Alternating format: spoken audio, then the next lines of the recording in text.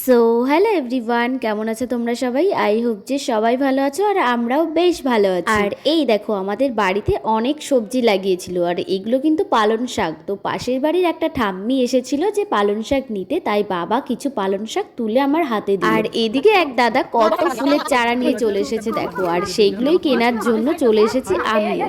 আর আর এদিকে দেখো, আমি ঘটে জমানো টাকা থেকে আমি ফুল গাছ কিনছি বলে বোন আমাকে বলছে, জমানো টাকা দিয়ে তুমি ফুল গাছ কিনছো?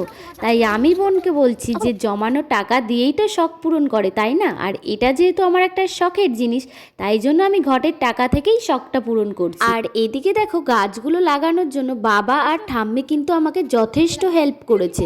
তারপর এই টবগুলো ছাদে ওঠানোর জন্য এই দিদি আর বোন দুজনাই আমাকে সাহায্য করেছিল। সব থেকে বেশি খুশি হয়েছি আমার একটা শখ পূরণ করার জন্য পরিবারের সমস্ত লোক আমাকে কিন্তু সাপোর্ট করেছে। তাই তোমরাও কি করছো? তোমরাও সাপোর্ট করো। So by.